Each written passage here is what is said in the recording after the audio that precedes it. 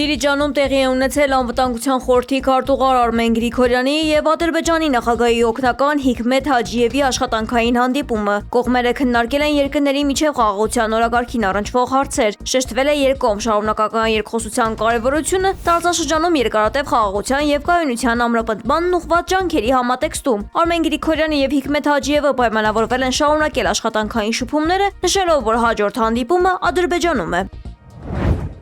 Ձերբակալվել է Գյումրիի Մայր Հայաստան հուշահամալիրի հուշարձաններից ոսկեգույն տառերը պոկած տղամարդը։ Օրեր առաջ անհայտ անձինք վանդալիզմի էին ենթարկել հուշահամալիրը, պոկելով ու գողանալով համալիրի տարածքում գտնվող հերոս քաղաքների անունների ոսկեգույն տառերը։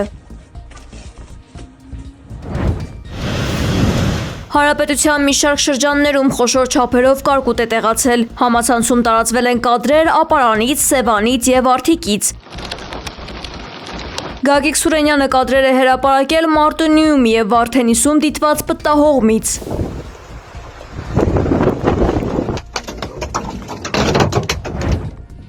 Մոսկվայում և հարակից շրջաններում առատտեղումների պատճառով խաթարվել է բնականոն կյանքը։ Անձրևաջրերը լցվել են խանութներում, ավտոբուսներում, որոշ մեքենաներ մնացել են ջրի տակ։ Ըստ կանխատեսումների հորդ առատտեղումներ են սպասվում ամբողջ շաբաթվա ընթացքում։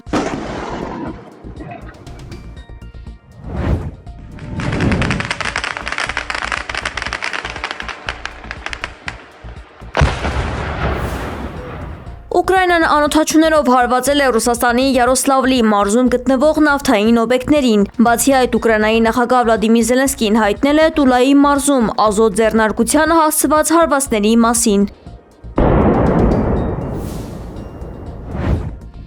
ԱՄՆ-Իրան հուշագրի ստորագրումը տեղի կունենա այսօր վիրտուալ ձևաչափով, հայտնել է Axios պարբերականը։ Որոշումը կայացվել է լոգիստիկ պատճառներով, որպեսզի բանակցային խումբը գլխավորող փոխնախագահ J.D. Vance-ը հասցնի վերադառնալ ԱՄՆ նախքան Դոնալդ Թրամփի մեկնումը Ֆրանսիա մեծ յոթնյակի գագաթնաժողովին։ Ըստ Fox News-ի պատրաստվող համաձայնագրի շրջանակում Իրանը համաձայնել է անվճար բացել Հորմուզի նեղուցը նավերի ազատ անցման համար, ինչից հետո նախատեսվում է իրականացնել ջրատարածքի ականազերծում։ Փոխարենը Միացյալ Նահանգները կարող է չեղարկել Թեհրանի նկատմամբ սահմանափակումները։ Գործարքի ստակ մանրամասներն ու ժամկետները դեռևս չեն բացահայտվում։ ԱՄՆ նախագահ Դոնալդ Թրամփը հայտարարել է, որ Իրանի հետ հարաբերությունները շատ ավելի լավն են, քան նախորդ վարչակազմի օրոք էին։ Ըստ նրա, նոր համաձայնագիրը ի տարբերություն Օբամայի ժամանակների գործարքի լիովին փակում է Իրանի ճանապարհը դեպի միջուկային զենք և այս անգամ ոչ մի ֆինանսական միջոց ձեռքից ձեռք չի անցնելու։ Թրամփը նշել է, որ հարմար ժամանակին ԱՄՆ-ն երկու ռմբակոծիչների օգնությամբ կհավաքի ու կոչնչացնի լեռների տակ թաղված միջուկային փոշին,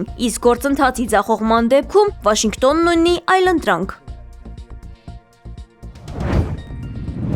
Հաստատված հրադադարի ֆոնին իսրայելական ուժերը կրկին հարվածել են Լիբանանին։ Նաբաթիա քաղաքի մի քանի շրջաններից ու գյուղերից ծխի հսկայական ամպեր են բարձրացել։ NNA գործակալությունը հայտնել է, որ ԱՑՍ-ների հարվածների հետևանքով կան զոհեր ու վիրավորներ։ Տարածվել են Բեյրութի Դահիա արվարձանին հասցված հարվածների կադրերը, որտեղ ըստ իսրայելական կողմի թիրախավորվել է Հեզբոլլահի հրամանատարական կենտրոնը։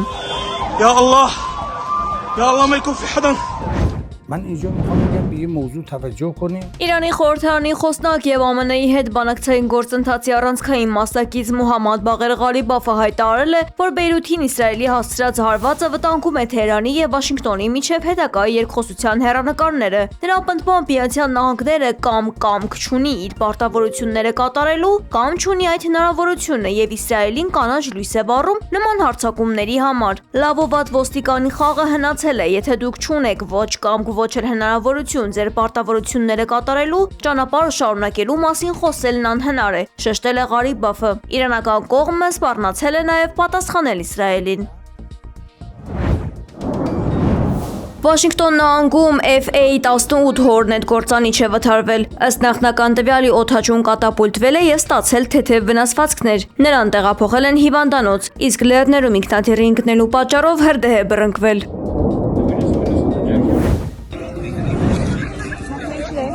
Բրազիլիայում կինը մահացել է պարանով թռիչքի ժամանակ, կազմակերպիչները նրան ցած են նետել, մոռանալով ամրացնել անվտանգության պարանը։ Նրանք փորձել են փախչել ոստիկանությունից և թաքնվել են անտառներում, սակայն ի վերջո ձերբակալվել են։ 인도주의 Կորեայի ժողովրդական դեմոկրատական հանրապետության ապամիջուկայնացման հարցը վերջնականապես փակվել է, հայտարարել է երկրի արտգործնախարարության պաշտոնական ներկայացուցիչը։ Փենյանը կշարունակի ամրապնդել իր միջուկային վահանը, որը հանրապետությունում համարում են արտաքին սպառնալիքների զսպման և տարածաշրջանային կայունության ապահովման օրինական գործիք, նշել է դիվանագետը։ 방문이나 상호 방문은 언제든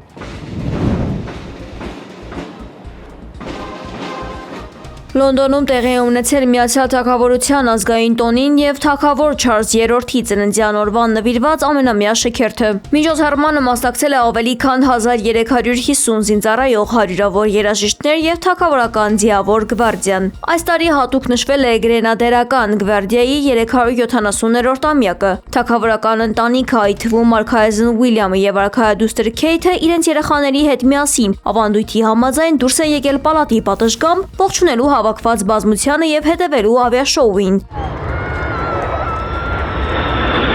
Արարողությունը եզրափակվել է թագավորական օդային ուժերի ավանդական ինքնաթիռների, հայտնի Red Arrows խմբի թռիչքով, Լոնդոնի երկնքով և Բուքինգհեմյան պալատի վրայով։